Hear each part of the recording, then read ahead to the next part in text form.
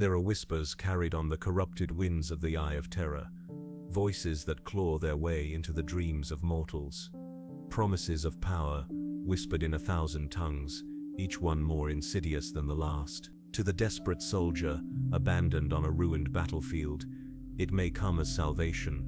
To the ambitious warlord, it comes as the key to dominion, but the truth hidden beneath those words is older, darker, and far more ruinous than the mortal mind can bear. The champions of chaos are not born. They are made, forged in a crucible of suffering, temptation, and betrayal, sealed by pacts that shackle soul and flesh alike, to powers beyond comprehension. What does it mean to sell one's essence to the dark gods? What does it mean to be chosen, not by honor or faith, but by the eternal hunger of entities that know no mercy? Tonight, we step into that abyss.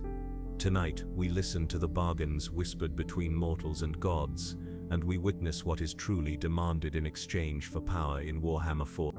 If you find yourself drawn into these shadows, if the stories of ruin and damnation echo with the dread they deserve, then walk further with us. Let your support be known, not with prayer to the Emperor, but with a simple act of defiance against the silence.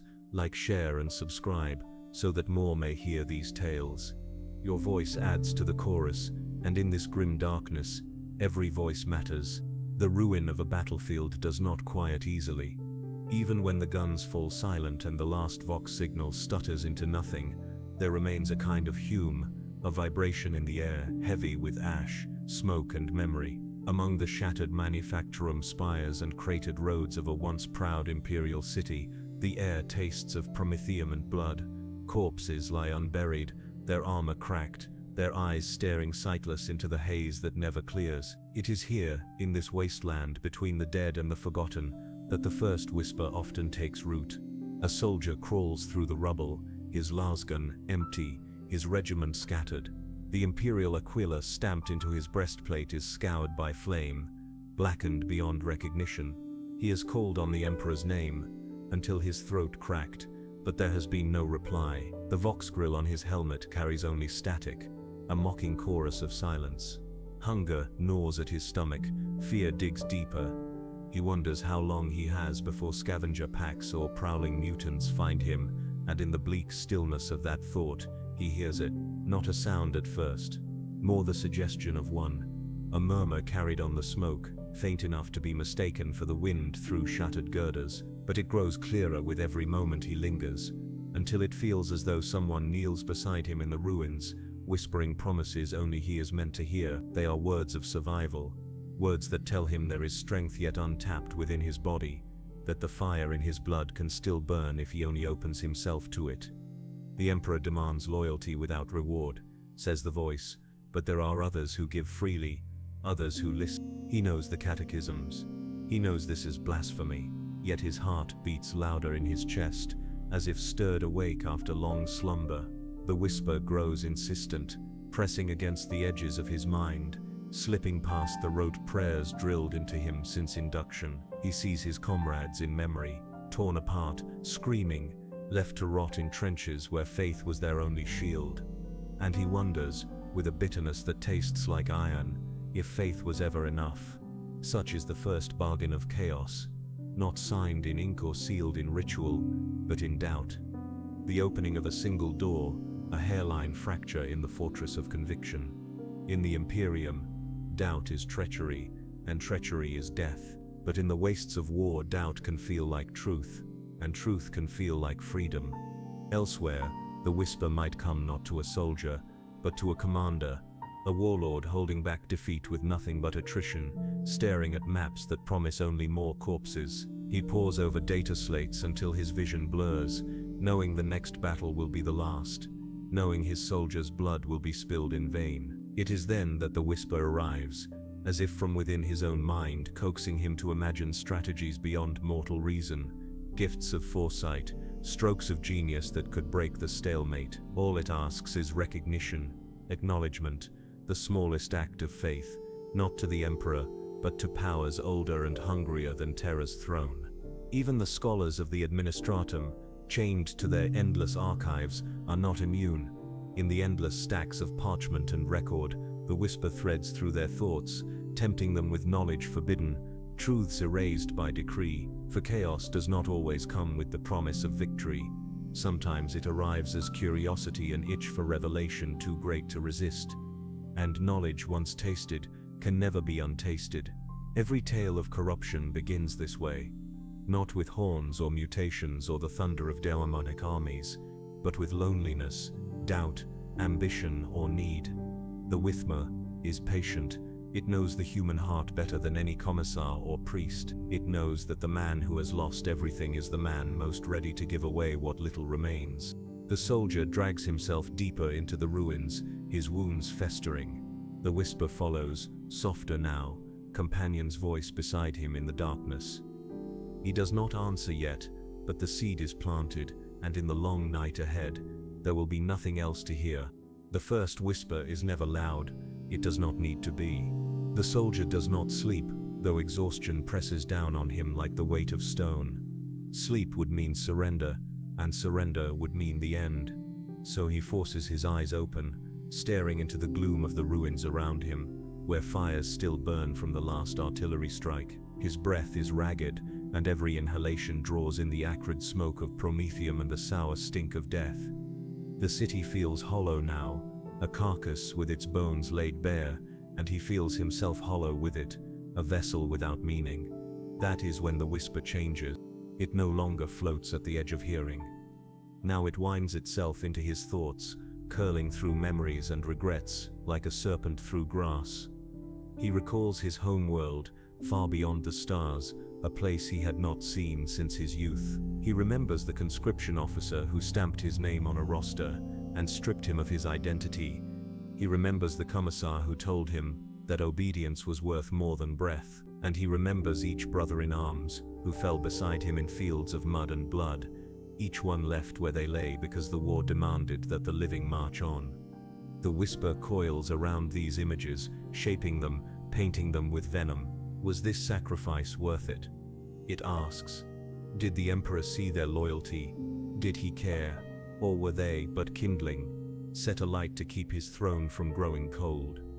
The questions sting, and though he repeats the litanies of faith under his breath, his voice quavers. He clings to the words like a drowning man, clings to driftwood, but already the tide is pulling him under. The whisper promises what the litanies never have: purpose. Not survival alone, but significance. It does not speak in sermons or commandments.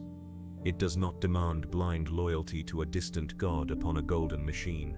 It promises power that answers, power that watches, power that listens. The soldier feels the warmth of it radiating through his veins, a strange fire that dulls the pain in his wounds and steadies his trembling hands. He knows it is corruption. He knows it is poison. Yet it feels like life.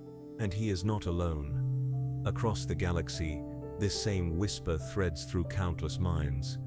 It slips into the ear of an officer who wonders if victory might be worth one act of sacrilege.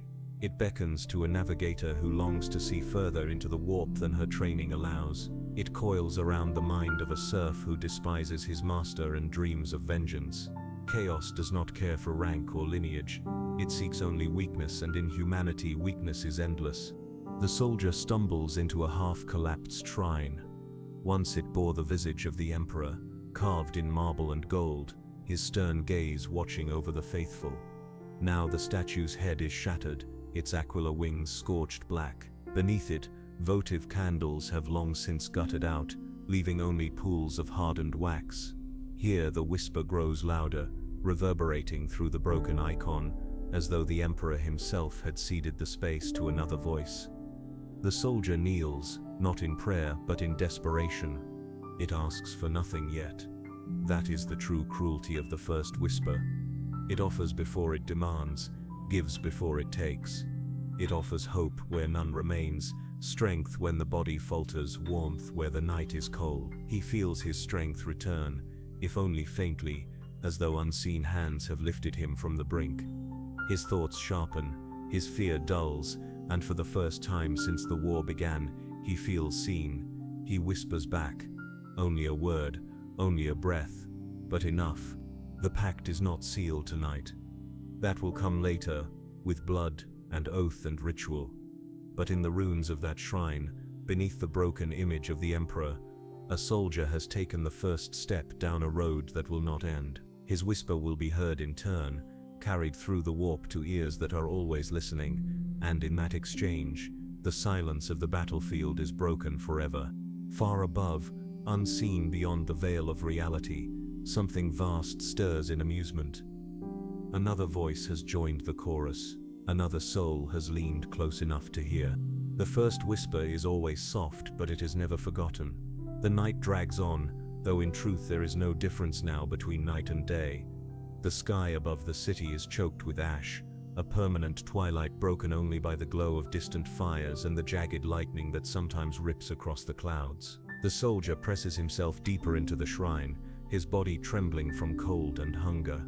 Yet the whisper is there, constant, patient, curling around him like a cloak. It no longer feels foreign. It feels intimate, as though it has always known him. His hand brushes across the fractured plinth of the statue, and he feels something sharp cut his palm. He looks down and sees a jagged shard of marble wet with his blood. The whisper tightens around that wound, seeping into him through the sting. The pain is dulled, almost pleasant, and he realizes that this presence, whatever it is, has begun to knit him together in ways the Imperium never could. The cuts on his flesh ache less. His broken spirit feels steadied. In that moment he knows he should recoil. He should cast the shard aside and spit defiance into the ash. But he does not. The voice does not ask for worship, not yet. It does not command. Instead, it tells stories. It shows him visions in the darkness behind his eyes, of warriors who rose from the mud of despair to carve empires in the name of gods who favored them, of men and women who broke their chains and found power where once they had only servitude. He sees them standing triumphant, their enemies broken beneath their boots, their names carried on the lips of thousands. None of them are forgotten. Each lives eternally in glory or fear. The whisper makes certain he understands these champions began no differently than him, lost, desperate, afraid. He whispers a question in return. His lips tremble, the words breaking as they leave him. What do you want? It is not a prayer. It is not even defiance. It is a plea, born from the exhaustion of one who no longer cares for the weight of sin. The answer coils into his mind like smoke. It wants nothing, not yet. Only acknowledgement. Only recognition that there are powers beyond the Emperor's silent throne, powers that offer instead of demand, powers that reward those who have the will to reach out and take. The soldier shuts his eyes. He thinks of his regiment gone. He thinks of the Emperor silent. He thinks of his own body bleeding, broken, left to die in a ruin no one will remember. What loyalty has all this earned him? What glory is there in becoming another nameless corpse on another nameless battlefield? His thoughts spin like a wheel, and at the center of that spiral sits the whisper waiting. Beyond the shrine, in the carcass of the city, the warp stirs, unseen, the veil thins, and shapes crawl at the edge of perception. The ruined streets seem to shift when he looks at them too long, as though something immense is moving just out of sight. The whisper grows warmer, more insistent, filling the silence with a low pulse, like a heartbeat not his own. He feels it in his chest, in his veins, as though something beneath the skin is calling to him. When dawn finally breaks, not with sunlight, but with a graying of the ashen clouds, the soldier rises. His strength should have left him by now, but it has not. The whisper has sustained him through the night. He looks once more at the shattered visage of the Emperor, his marble eyes cast down in silence, his broken aquila wings scattered at his feet. For the first time the soldier feels not reverence but resentment. He turns away. The whisper follows. It will not leave him now. He has invited it in, and though he has not yet spoken the oath or carved the sigil or spilled the blood demanded, the first step has been taken. That is enough. In time the soldier will learn what it truly means to answer that voice. He will learn the cost hidden beneath its velvet tone. But for now, as he walks into the grey ruin, he feels only a strange clarity. The path ahead may be damned, but at least it is a path, and not an ending. Somewhere beyond the veil, laughter ripples through the immaterium. Another bargain has begun. The first whisper has done its work. The whisper lingers long after the soldier has left the ruins behind. It no longer feels like an intruder in his thoughts, but rather a companion, one that never abandons him to silence. Days pass as he staggers through the wreckage of the war zone, scavenging what little he can from corpses and shattered supply lines. Yet despite his wounds and hunger he endures. The fire within him, alien, unnatural, keeps him alive when he should have perished long ago. He tells himself it is willpower. But in the moments when he dares to listen, he knows better. At first the voice asked for nothing. Now it begins to suggest. Not commands, not yet, but subtle urgings, like a hand pressed gently against his back, guiding him forward. It tells him which alley will lead him clear of patrols. It stirs his hand when he lifts a weapon, steadying his aim. It whispers when to move, when to strike, when to hide. And always, always, its counsel proves true. He begins to wonder if he is still himself, or if he has become merely a vessel for something greater. Inevitably, the suggestions grow bolder. He comes upon a fellow survivor, ragged, terrified, clutching a rusted blade like a child clutches a toy. For a moment, the soldier hesitates, torn between the camaraderie of shared suffering and the hunger gnawing at his belly. The whisper leans close, its tone softer than breath, urging him to act. One strike, it says. One strike and his hunger will ease, his strength will grow. His hand trembles, his conscience thrashes like a wounded animal. But conscience is weak, and hunger is eternal. He obeys. When the deed is done, the whisper does not condemn, it praises. He feels its warmth flooding his body, lifting him higher than the guilt that claws at his stomach. The corpse at his feet is no longer a fellow man, no longer a comrade, but a stepping stone. He tells himself it was necessary. The whisper assures him it was righteous. For the first time he feels not only survival, but victory. The oath has not yet been spoken, but its shadow hangs heavy.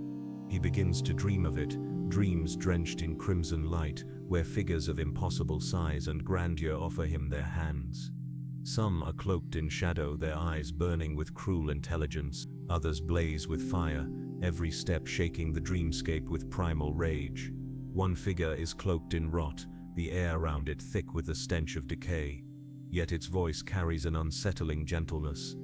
And another, adorned in jewels and silks, speaks with a beauty so piercing it feels like pain. Each one offers him the same thing, power in exchange for only one thing, himself.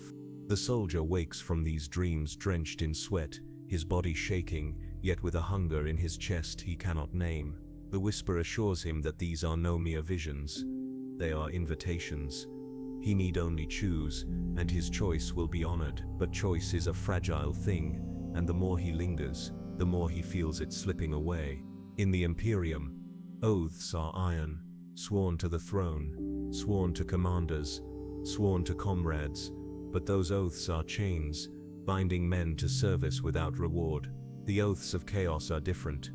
They are promises made in blood, and blood is a language that gods understand. Each cut, each vow, is both sacrifice and declaration, a pact sealed in the essence of the self. He does not know when the moment will come, but he feels it drawing closer, heavy as a storm. The whisper no longer hides its intent. It tells him plainly that his survival is not free, that the power he has borrowed will demand repayment. It does not threaten, it does not scold, it merely states a truth, immutable and cold. And when the time comes, he will speak the words, and in speaking them, he will no longer belong to himself. For now the soldier walks on, guided by that invisible hand, his conscience fraying with every step. The oath waits, and in the waiting, its weight grows heavier with each passing breath. The storm breaks the way artillery does, without courtesy. Sky slate clouds compress until they split, and from their black belly spills a rain like wet ash. The soldier shelters in the mouth of a collapsed hab corridor, listening to the hiss as the water strikes still glowing cinders. The city drinks and steams and stinks, and he drinks from a warped canteen that tastes of scorched metal and old promethium. The whisper is quieter in the rain, but not distant, more like a presence standing just beyond the door, polite enough to wait, certain he will invite it in. He moves when the lightning shows him a route, picking through mounds of debris, careful to avoid the skeletal frames of ruined servitors that twitch now and then as if remembering a command. At a crossroads he finds a field altar, not imperial but something made in haste from scrap, a plate of steel, a spiral cut into its face with a heated blade, offerings laid out, a tooth on a chain, a twist of hair, a nail driven through a coin bearing the imperial aquila. The sight is a fist closing around his lungs. The coin has been hammered so hard the double-headed eagle is a smear. It is not the defacement that unsettles him, but the care. Someone believed in this as much as he ever believed in the throne. He could walk on. He almost does, but the whisper leans near, and a hot throb starts behind his eyes, and something that is not entirely his will lifts his hand and lays it flat on the cold steel.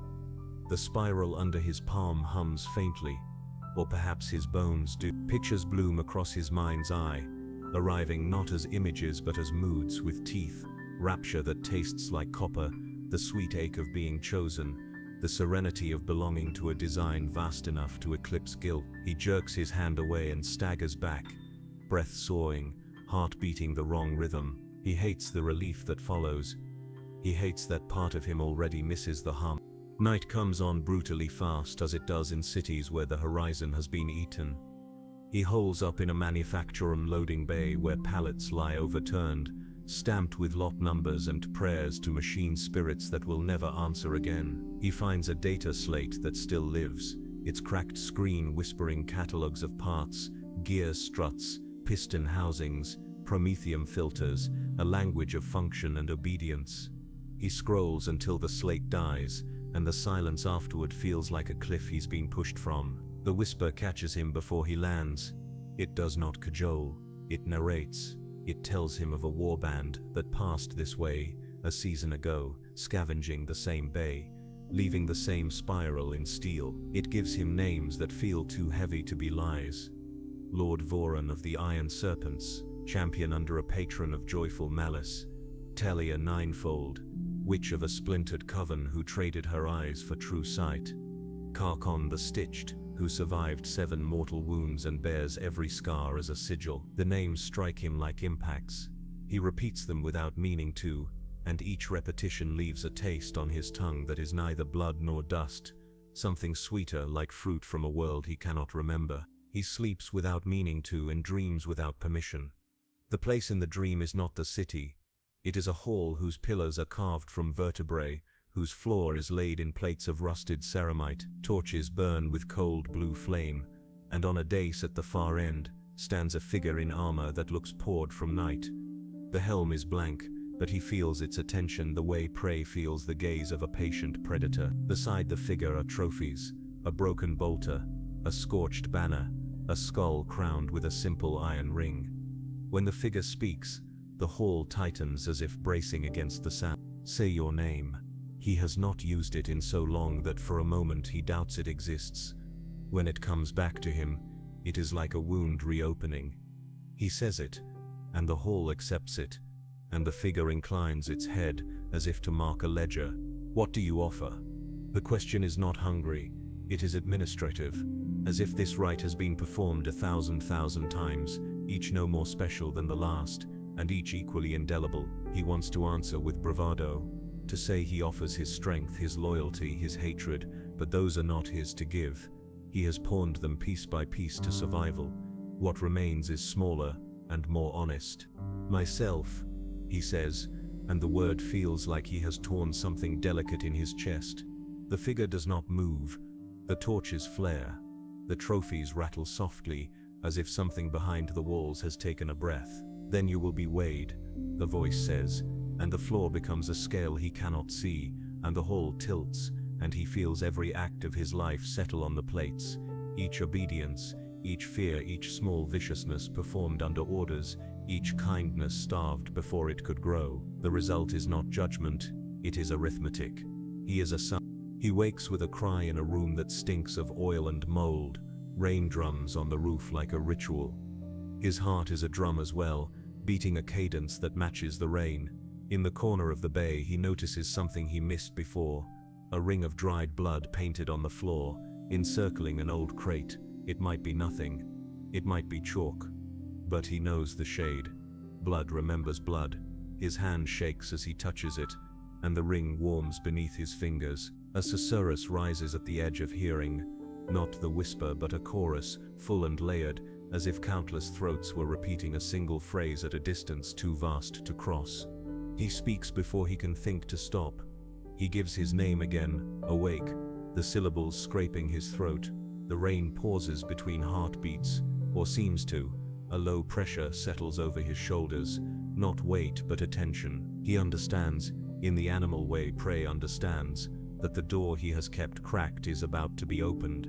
Take the oath, the whisper says, and it is different now. No longer coaxing, no longer patient. It is ceremonial. He feels the words rise in him like bile, like prayer, like something he has always known. All it will cost is the remainder of him. All it will buy is the end of hunger. In the far distance, down the black corridors of the city, something answers with a sound like steel sliding free of a sheath. He draws his finger across his palm where the marble cut has half healed, and the wound opens obediently. Blood beads. The ring drinks the drops, and glows like cooling iron. The chorus swells, not loud but so complete that silence ceases to be a concept. He lifts his hand as if before a tribunal and knows with bleak relief that he has run out of other choices. The glow from the ring on the floor is dim but alive, pulsing faintly in time with his heartbeat. Each pulse spreads through the bay like ripples on black water, erasing the edges of the world. The dripping of rain slows until it becomes a series of deliberate strikes. Shadows lean inward. It is not a place anymore but a threshold. The soldier kneels because his legs will not hold him upright. He is not sure whether he has chosen to kneel or whether the act was drawn from him like breath.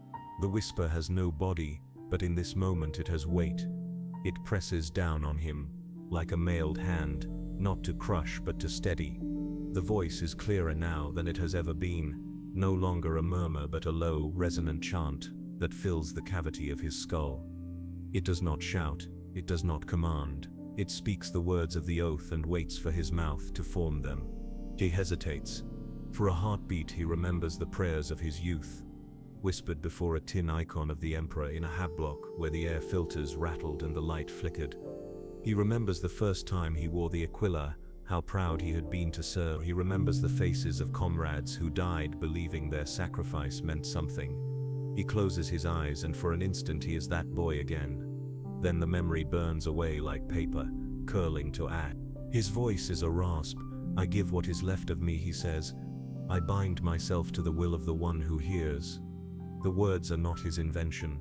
They rise unbidden from some deeper place, a language older than any he has spoken. They taste like iron and smoke. The glow intensifies, and the rain stops entirely, frozen in the air like beads of glass. A shape coalesces at the edge of the circle. It is not a form so much as a presence given outline, shimmering like oil on water. Horns flicker into being and then vanish. A crown of eyes stares and then blinks out. Every breath he draws shows him a different silhouette, each more impossible than the last. It does not move closer, it does not need to. Its attention pins him where he kneels, his blood on the floor, his oath in the air. He feels its reply rather than hearing it. A single word, a verdict whispered across the gulf of the immaterium. Accept. Pain follows, not pain like a wound, but pain like a key turned in a lock inside his chest.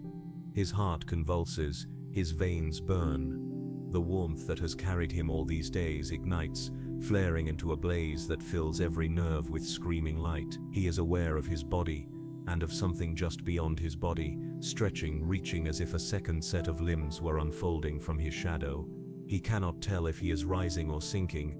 Images hammer through his mind, 1,000 battlefields, skies torn open by warpfire, legions howling prayers in tongues he does not understand.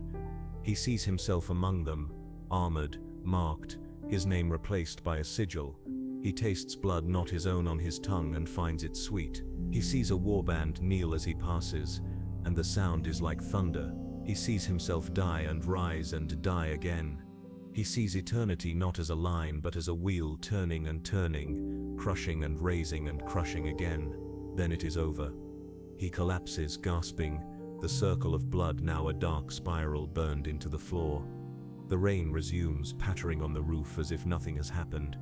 His palm still bleeds, but the cut is clean now, the skin around it unmarked by grime. When he looks up, the presence is gone, but the echo of it lingers like the afterimage of a lightning strike. He is still in the Manufactorum Bay.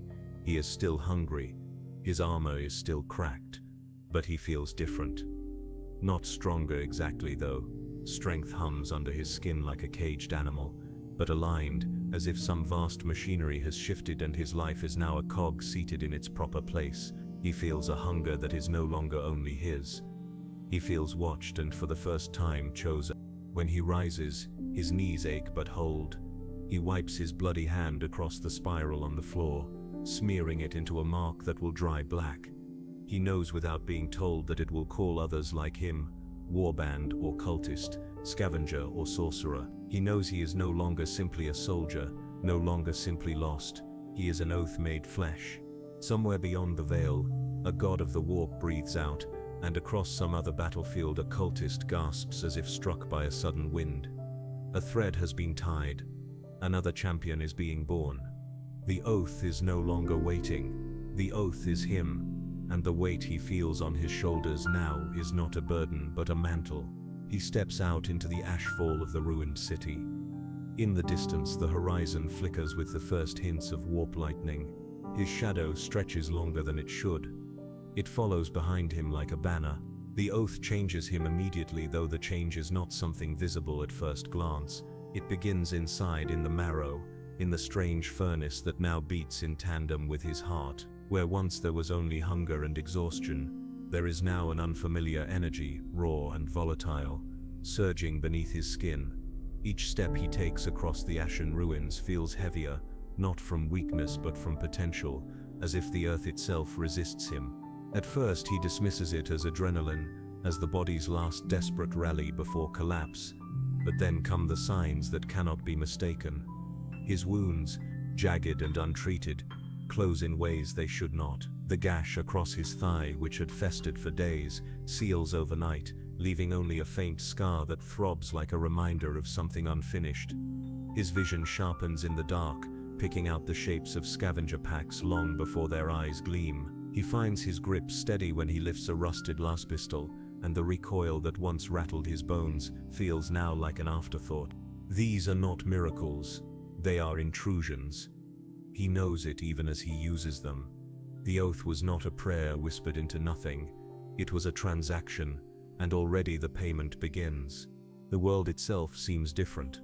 The rain, once only cold and choking, tastes faintly of copper on his tongue. The ruins glow with strange hues when he stares too long, patches of masonry bending and twisting at the edges of perception. When he closes his eyes, he hears faint echoes, not just the ever-present whisper, but the echo of countless others' laughter, screams, chants, overlapping in a chorus just beyond his reach. The veil is thinner now, and though part of him recoils, another part leans forward, eager to press against it.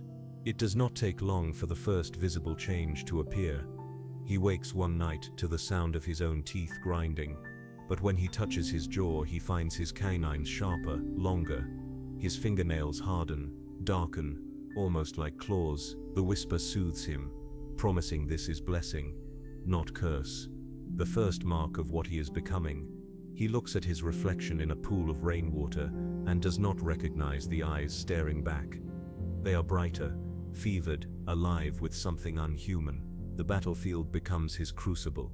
When he encounters a band of scavengers, starving deserters, who stagger forward with clubs and rusted bayonets, he should have died.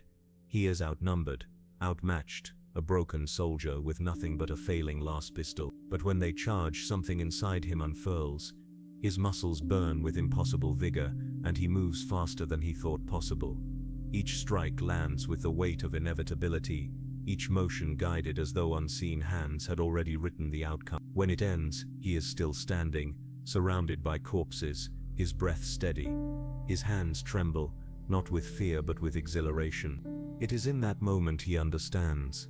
The oath is not abstract. It is physical. It remakes him with every breath. every heartbeat, twisting flesh and will until he is something new. And yet each gift carries with it a shadow. His dreams are deeper now, darker, filled with visions that do not fade upon waking. He dreams of claws raking across endless stone, of wings blotting out suns, of the warp itself spilling through cracks in the firmament. He wakes with his mouth full of blood, though he does not remember biting his tongue. The Imperium teaches that mutation is sin, that any deviation from the human form is corruption worthy of death. He had once believed this with unshakable certainty. Now, with his own body betraying that teaching, he feels the first true flicker of contempt for those dogmas. If strength is sin, then perhaps sin is truth. If survival demands change, then perhaps change is purity. He cannot say the words aloud, not yet, but they roil beneath his skin as surely as the warpfire that now pulses in his veins. The whisper is pleased. It calls him by new names now, not his own but titles, fragments of identity reshaped. Champion, vessel, chosen, each one slides into him like a hook, binding him closer to the will that guides him. He no longer asks what it wants. He no longer wonders at the cost. He has begun to believe. And belief is more dangerous than hunger. The first time he feels the change take him fully is not in the quiet of dreams or the subtle ache of healing flesh, but in the heat of violence. The city is not empty. Few war zones ever are. Survivors cling to its bones, scavengers and deserters, mutants who slipped through the cracks of the guards' burning lines. Some are little more than starving men with rusted blades. Others are worse, the spawn of radiation and warp-tainted air, twisted into forms that once had faces and now wear only mockeries of human shape. They hunt the alleys, driven not by strategy but by hunger. He stumbles upon them at dusk, when the sky burns dull red behind the smoke.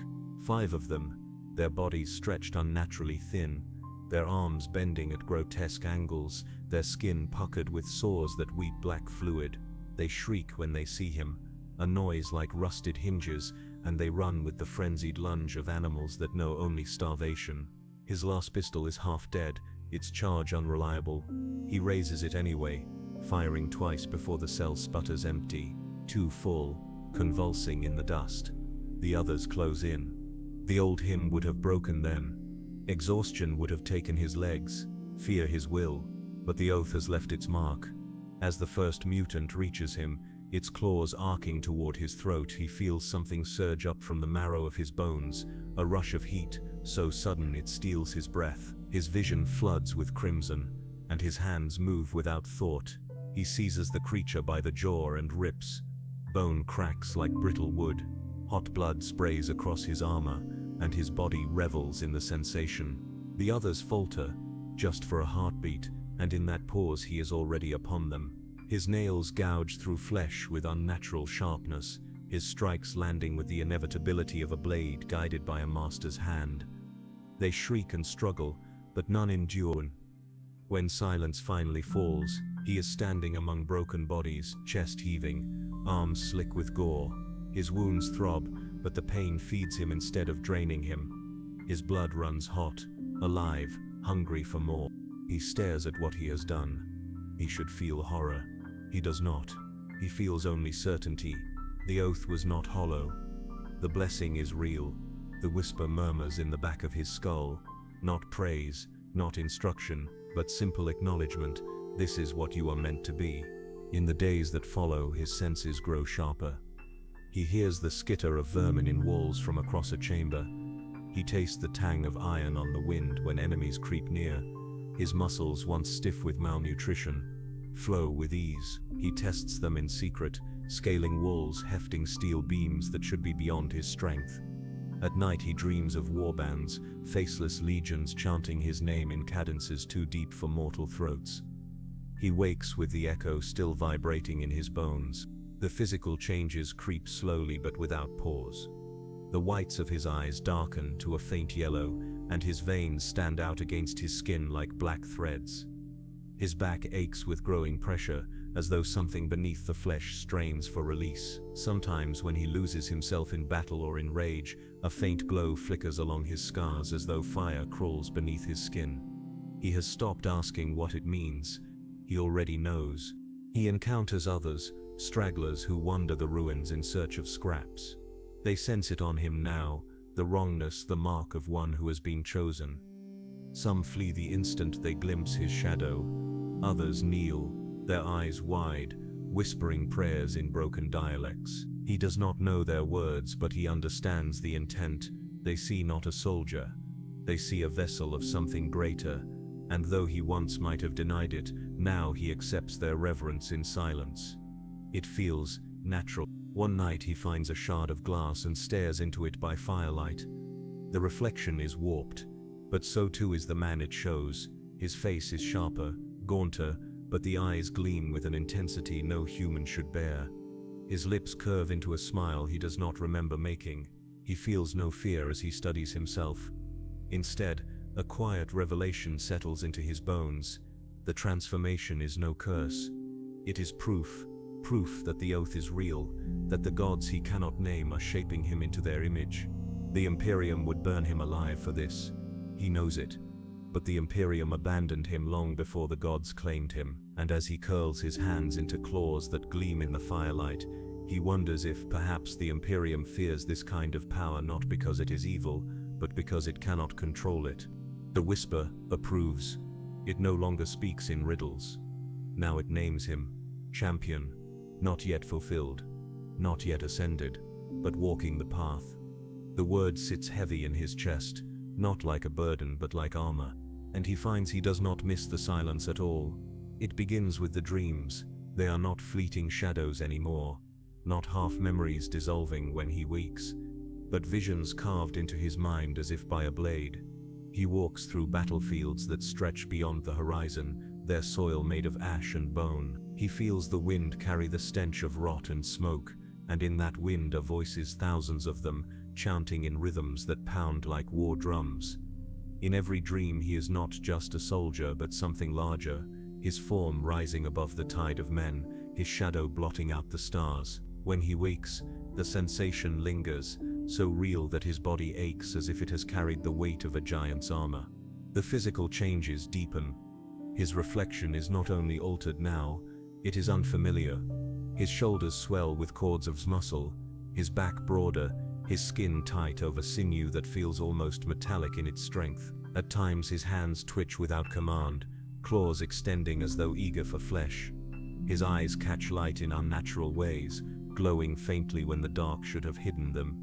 Even his breath has changed, a low growl at the edge of every exhale, as though something else shares his lungs.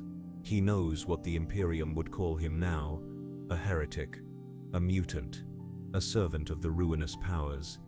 He knows too what the whisper calls him: champion, and the word is beginning to feel less like flattery and more like identity. The true revelation comes in battle. He does not seek it, but war is never far from the ruins of a city like this. Patrols of Astra Militarum sweep the streets, purging stragglers, executing deserters, and putting torch to any shrine not sanctioned by terror. He hides when he first sees them. Fellow soldiers, once comrades in uniform, but when their boots strike the ground in the familiar cadence of the drill line, something inside him twists. Their chants to the Emperor grate against him like knives on bone. He realizes with a sudden clarity that he cannot bear their prayers, their empty devotion, their silence in the face of his suffering. The whisper asks for nothing. It doesn't need to. He rises from cover and moves toward them, and with each step his body burns hotter, his vision narrowing, until all he sees are targets. Their voices falter when they notice him. For a heartbeat they hesitate, as if sensing what he has become. Then the order is shouted: fire. Les bolts streak through the air, but where once he would have fallen, now he surges forward, the shots searing his flesh, but not stopping his stride. The pain folds into him, feeding the fire instead of extinguishing it. He leaps among them, and his claws tear through armor as though it were cloth. He moves too fast, too precise, guided by a rhythm deeper than training, deeper than instinct. Every strike is a hymn, every scream an offering. The whispers grow into a chorus, chanting his name in languages older than the stars. When it ends, he is drenched in blood, his chest heaving, his claws dripping. Around him lie the broken bodies of the soldiers he once called brothers. Their aquilus gleam, dully through the gore, and for a moment, just a moment, he feels the pang of memory. But it passes quickly. The oath silences doubt. The oath feeds him. It is then that he notices his shadow. It stretches unnaturally long across the ruin, not matching the firelight. It twists and coils, sprouting shapes that should not be: horns, wings, a writhing tail. He stares at it, and it stares back, alive in its own way. When he moves, it follows with a fraction of a delay, as if reluctant to obey. And yet he feels no fear. It is part of him now, as much as blood or bone. By the time he leaves the corpses behind, he knows he has crossed a threshold. He is no longer merely a survivor who whispered into the dark. He is a vessel reshaped, his flesh a canvas on which unseen gods etch their designs. Humanity has slipped from him like an old skin, and in its place something truer emerges. He does not mourn its loss. He feels only anticipation. The whisper is not a whisper anymore. It is a voice, firm and steady, guiding him with the certainty command. And he obeys, not because he is forced, but because he desires to. The oath has become flesh. The flesh has become warpfire, and in that warpfire, he sees his future burning bright. He does not look back when the city fades behind him. He looks only forward into the storm that waits. The city that once consumed him becomes too small to contain what he has become. Its shattered streets, its burned-out habs, its broken manufactura. These were the crucible, the place where he bled, swore, and was remade. But crucibles are not meant to be homes. They are meant to shape. When he walks through the ruins now, the scavengers no longer attack, and the mutants no longer stalk him. They fall to their knees, some out of fear, others out of recognition. He does not order them to kneel. He does not need to. The mark of his patron gleams invisibly on his soul, and they see it as surely as a beacon burning in the dark. At first they follow him silently, a trail of desperate figures limping in his wake. Starving men and women who had been forgotten by the Imperium, cultists who had whispered prayers into shadows without answer, even twisted spawn whose tongues cannot form words. They gather without invitation, compelled by something deeper than choice. He could abandon them, and perhaps he should, yet when he hears their shuffling footsteps behind him, something shifts in his chest. The whisper tells him plainly, every throne must begin with a crowd. It is not long before they begin to call him by names. Some call him Master, others Lord, and a few who remember the old faith dare to whisper Chosen. He never corrects them. He accepts their reverence with silence, though in truth it stirs something hot in his blood. He who was once a nameless soldier, another face among billions, is now the axis around which broken lives turn. He wonders if this is how generals feel, or kings, or saints. The whisper assures him it is. As the weeks turn, his following swells. Word spreads through the ruins of the survivor, who cannot die, who tears through Imperial patrols as if they were children, who heals wounds in hours that should take months. They say he is marked by the gods, and whether they mean it with awe or terror, the effect is the same. Those who believe come to serve. Those who doubt come to test and leave only as corpses. Soon, there are too many to wander in silence. A warband takes shape, crude but inevitable. They strip armor from the dead, forge weapons from scavenged steel, daub symbols of spirals, claws and burning eyes onto their skin with blood and ash. Their camps grow louder at night, chants rising from their fires, half-mad liturgies that echo against broken walls. The soldier, no, the champion, sits among them, watching as his name becomes something larger than himself. Yet with power comes the truth of the bargain. Each victory tastes sweet, but each one binds him tighter to the will of his unseen patron. He feels it when he speaks to his followers. His voice carries weight beyond his own, compelling obedience, but it is not entirely his voice. He feels it when he leads them in battle. His strategy sharpens beyond reason, as if guided by another mind. The whisper has become not just a guide, but a partner, threading itself into his very thoughts. At times he cannot tell where his will ends, and its will begins. He does not resist. The Imperium taught him obedience and gave him nothing. Chaos demands obedience, yes, but in exchange it gives his flesh, his warband, his throne of ash. All of it proof that he is no longer nothing. He is becoming someone the galaxy cannot ignore. Still, doubt flickers like an ember, not of the gods, but of himself. When his men chant his name, when they paint his likeness on the walls in crude sigils, he wonders if they worship him or what moves through him. The difference grows thinner each day, and the weight of that question gnaws at the edges of his triumph. But the whisper reminds him gently, all thrones are built from ash, all crowns are bought with blood, and so he does not stop. He cannot stop, for already the warband marches beneath his shadow, and already the gods are watching. Power gathers like storm clouds, and storms never remain still. The warband grows with each passing raid, and with growth comes hunger, not only the hunger of empty bellies, but the hunger for rank, for recognition, for a taste of the authority that radiates from their champion. Around the fires at night they chant his name, but in the shadows of ruined spires, their eyes linger too long on him, calculating, wondering what would happen if the chosen fell. The champion knows this instinctively. He has been a soldier, and soldiers in warbands are no different than soldiers in regiments. Ambition festers in the ranks like rot if it is not burned out.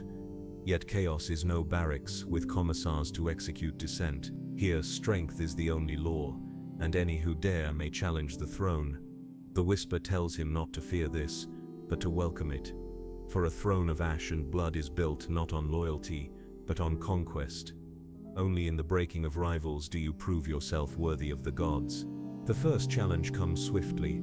A brute of a man, his muscles thick with mutation, rises during a raid and refuses to yield command.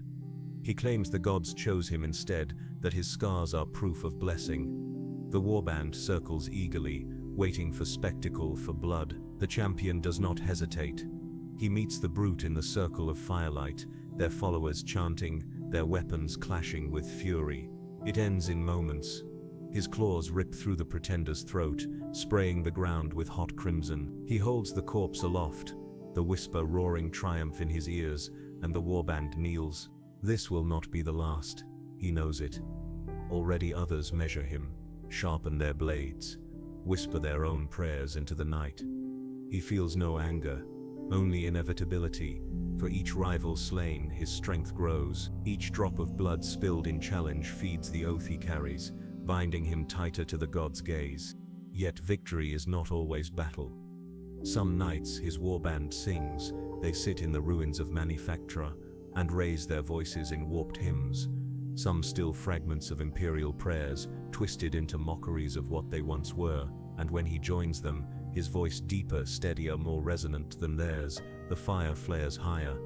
Shadows writhe along the walls, forming grotesque shapes, wings and horns, and jaws gnashing in silent ecstasy. His followers take this as proof that the gods approve. The champion knows it is proof of something more. The gods are listening, but the gods are never of one voice. He feels it in his dreams, where his patron's whispers sometimes twist into competing tones.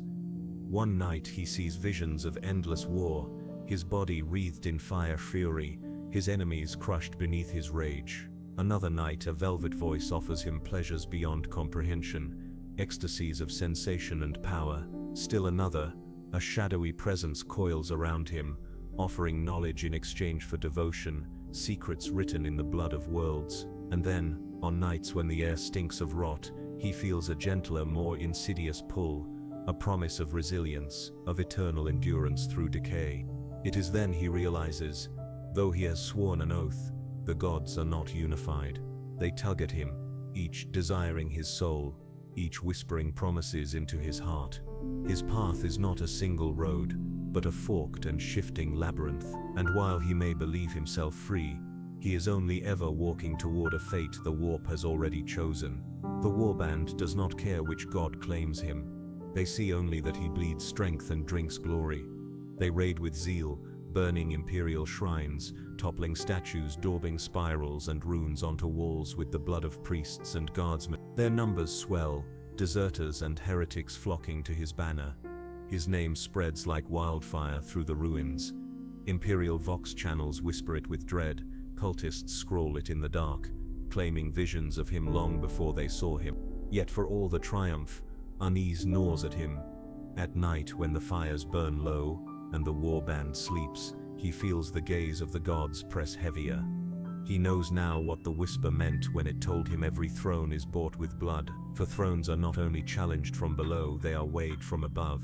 Champions who fail are discarded, broken into spawn, their bodies twisted into mockeries of ambition. Champions who succeed are raised higher but never free. He wonders which fate waits for him. He wonders if he will die nameless or ascend eternal. The whisper gives no answer, only laughter, low and endless. The warband no longer hides in the ruins of cities. They are too many, too loud, too hungry to be contained. Their raids spread outward like fire leaping from building to building, each victory swelling their ranks until the champion finds himself no longer leading a scattered clutch of scavengers, but an army. They march not with discipline, but with fervor, driven by the certainty that they are chosen, and at their center he moves like a dark star, the weight of his oath bending everything into orbit around him. When the Astra Militarum finally musters in strength to crush them, the clash is apocalyptic. Columns of tanks roll through the wastes, their cannons roaring, their banners raised in defiance of the ruinous powers. The champion meets them head-on, his warband screaming litanies of corruption, their makeshift banners painted with spirals of blood. The battle is slaughter. His flesh ignites with warp-born strength, each swing of his weapon sundering armor, each roar shaking men from their courage. His followers hurl themselves into fire without hesitation, dying not in despair but in ecstasy, convinced that each death is another offering to the gods. When the guns fall silent and the smoke clears, the field is his tanks burn, their crews sacrificed on altars of twisted steel. The ground is littered with corpses, both loyalist and heretic, but the warband that survives kneels to him in triumph. In that moment, beneath a sky torn by warp lightning, he feels the terrible majesty of victory. He does not see himself as a man anymore, nor even as a commander. He sees himself as a throne in motion, built of ash and blood, carried forward on the shoulders of those who believe. But the higher he rises, the heavier the gaze becomes. The gods are watching more closely now, and their whispers are no longer whispers. They thunder in his skull, each patron clawing for his devotion. Rage, pleasure, decay, change. 4 voices in contest, promising him glory beyond comprehension, if only he would lean fully into their embrace. He feels himself stretched between them, each victory another tug on the chain of his soul. He is exalted, but he is also consumed. His warband begins to fracture beneath the strain. Some see in him the avatar of Khorne, his rage in battle too perfect to be coincidence. Others insist he is marked by Slanesh, for his voice is a melody that enthralls, his presence a drug that addicts. Still others whisper that only Tsench could guide his cunning maneuvers, his uncanny foresight on the field. And a few, those who linger by the sick and dying, swear he is beloved of Nurgle, for he endures every wound and rises where no man should. The champion does not correct them. Perhaps because he does not know the truth himself. Perhaps because he has begun to wonder if the gods are not only competing for him, but laughing at him, as carrion crows laugh over the battlefield. He is exalted, yes, but also toyed with, pulled apart for their amusement. And yet, he cannot stop. He does not want to stop. For every moment of doubt is swallowed in the ecstasy of war, in the glory of kneeling enemies, in the sight of his throne rising higher. Then betrayal comes, as it always must. One of his lieutenants, a scarred fanatic named Alrix, turns his cult within the warband against him. They strike at night, blades flashing in firelight, their voices crying out not in his name but in the name of the god they claim he has denied. The champion wakes to chaos, blood spilling from his own chosen, screams of kin turn to slaughter. For an instant, he feels the weight of his failure, not as a commander, but as a vessel. For the gods do not demand loyalty alone. They demand proof, and proof is always written in betrayal. The battle within his own camp is brief, brutal, and decisive. He tears Alrix apart with his own claws, scattering the traitor's remains across the mud. His warband kneels again, as they always do, but the victory tastes bitter. The whisper does not praise him. It laughs, low and endless, reminding him that every throne is only a chair waiting to be overturned. That night, when the fires burn low and the warband slumbers, he stares into the dark sky, where the warp storms writhe like veins across the stars. He wonders if he has ever truly been king of anything, or if he has only ever been the god's marionette, his strings pulled tighter with each triumph. Still he cannot turn back. There is no path but forward, no crown but one bought with blood. There comes a point in every champion's path when the battles, the victories, the thrones of ash and blood, all blur into something greater than memory. The soldier who first whispered in the dark is gone, his name scoured away by the roar of warbands and the laughter of gods. What remains is something else, a vessel, a weapon, a soul stretched taut across the immaterium until it sings with voices not its own. And with this transformation comes the final truth. Chaos does not give without demand. The bargain never ends. He feels it first in the silence between battles.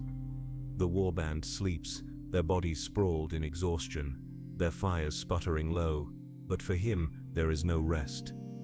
The voices press harder than ever before, the four powers pulling at him like hounds straining at a leash. Khorne demands endless blood, promising strength enough to stride across galaxies if he will abandon all but rage. Slaanesh whispers temptations of sensation so profound that eternity itself would drown in their ecstasy. Sersen offers a future written in his name, a destiny woven into the skein of fate if only he surrenders his will to the great architect. And Nurgle, gentle, patient, promises him an eternal embrace, an end to fear, the stillness of acceptance, wrapped in rot and love. He cannot silence them. He cannot choose one without betraying the others. His body aches, under the strained veins pulsing with energies that twist him further from humanity each day. Sometimes his flesh warps without warning, muscles swelling, bones shifting, only to recede hours later, leaving him gasping. Other times, his voice fractures mid-command, echoing in a tone not entirely his own, as though something deeper speaks through him. His followers see these changes and call them blessings.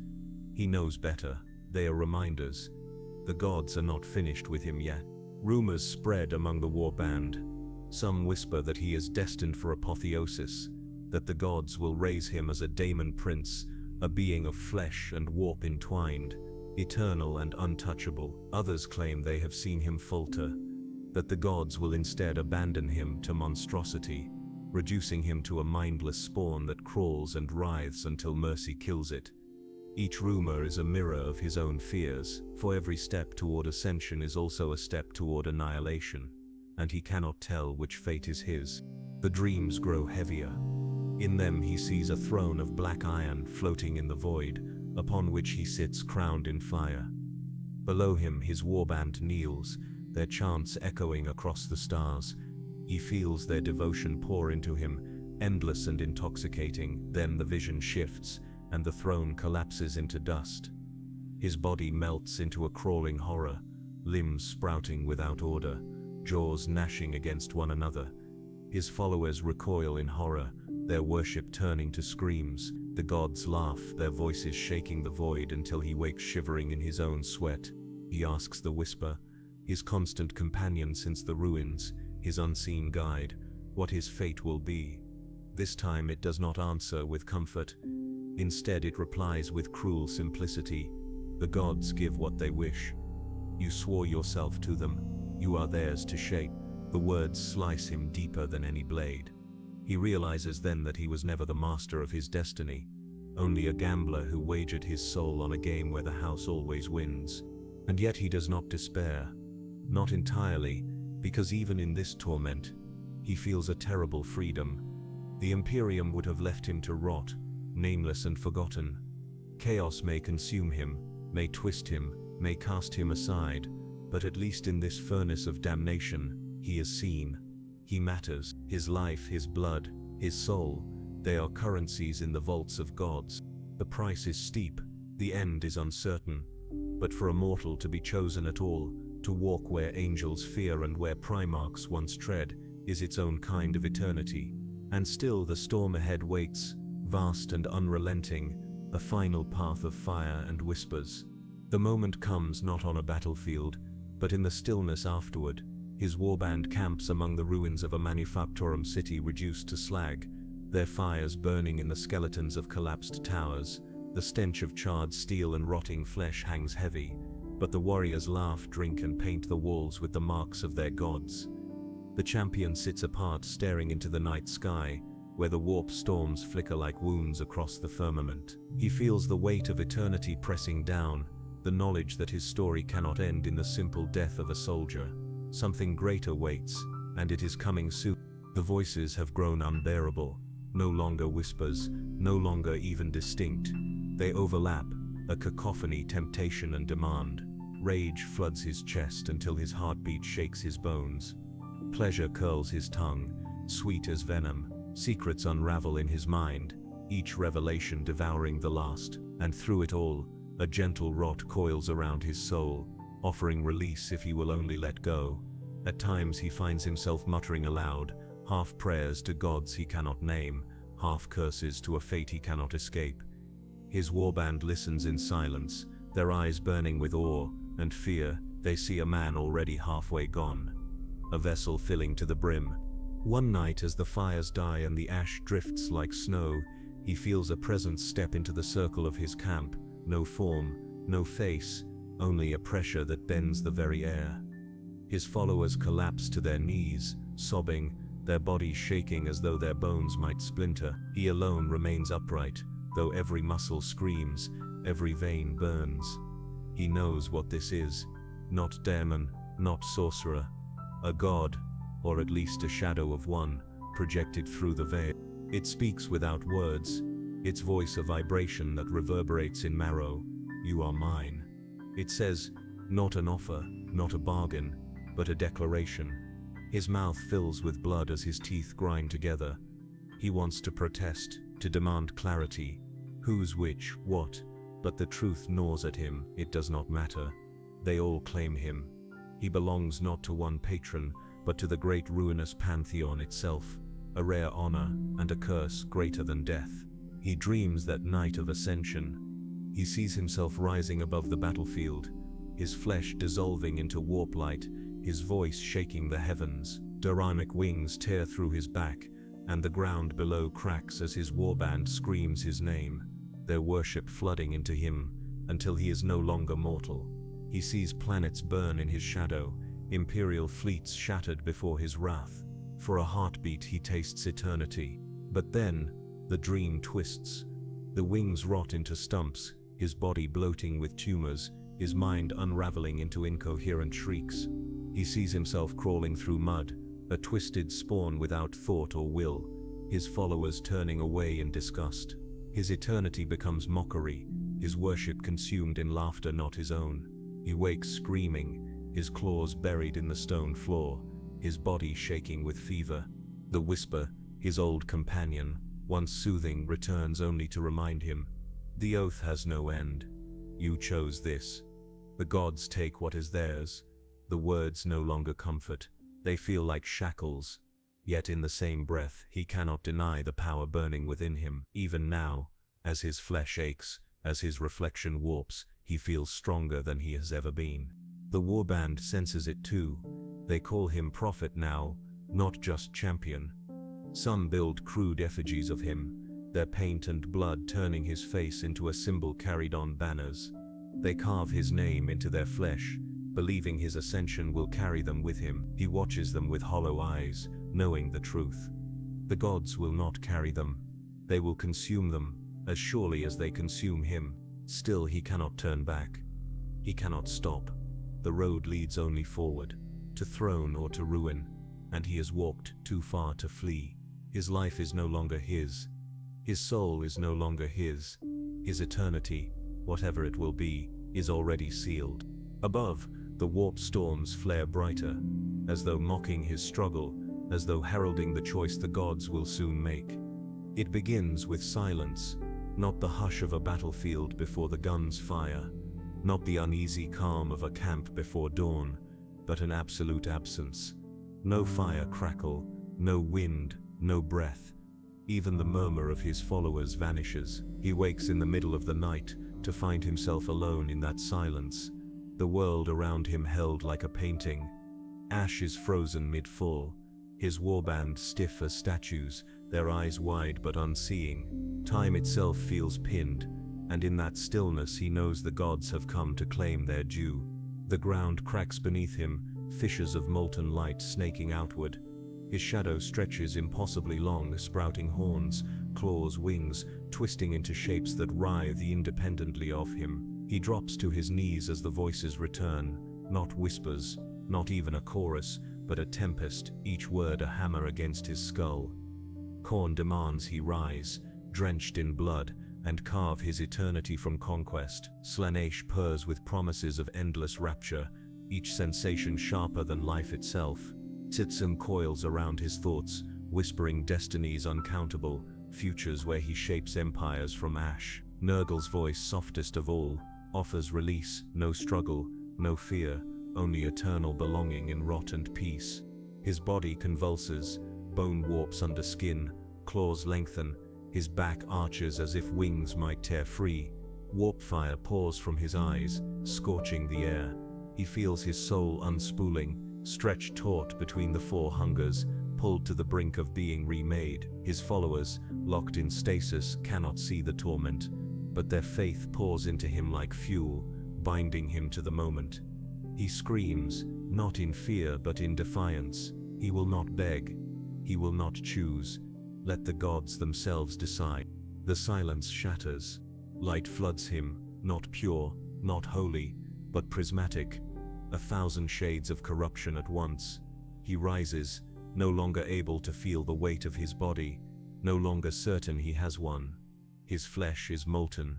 His veins, rivers of warp energy. His mind fractures, shards of memory colliding with visions of what could be. He sees himself crowned as a Daemon Prince, wings unfurled, galaxies trembling before his roar.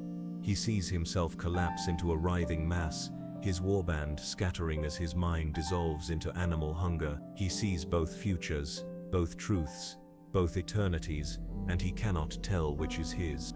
The gods laugh. The sound is everywhere, inside and outside, a cosmic mirth that shakes the stars. He realizes then that this was never about his choice, never about his worth. The gods do not reward or punish. They play, they toy, they shape mortals as clay, breaking and remaking them for their amusement. He is not ascending. He is not falling. He is both, forever balanced on the edge, his fate a coin tossed into a storm. When the silence lifts, he collapses among his warband. Time flows again, the ash drifts, the fires crackle, the warriors stir. They rush to him, crying out in worship as they see his form still shifting, flickering between mortal and monstrous. Some kneel convinced they have witnessed apotheosis, others shrink back, fearing the birth of a spawn, but none turn away. Their faith binds them as tightly as his oath binds him. He does not correct them. He does not speak at all. His voice is gone, stolen by the gods. Only his eyes remain steady, burning with a light not his own. Whether it is the fire of divinity or the madness of ruin, none can say. And so the champion rises once more, his throne of ash, taller, his crown heavier, his eternity sealed in ambiguity. To some he is a Daemon Prince in waiting, to others a doomed husk one breath from monstrosity. To the gods he is a piece on a board, a pawn turned king and still a pawn. But to himself in the deepest chamber of his being, he is neither curse nor blessing. He is the oath, he is the whisper made flesh. He is the bargain walking. And whether he ascends or falls, whether he reigns eternal or crawls forgotten, he knows one truth will never change. The gods always win.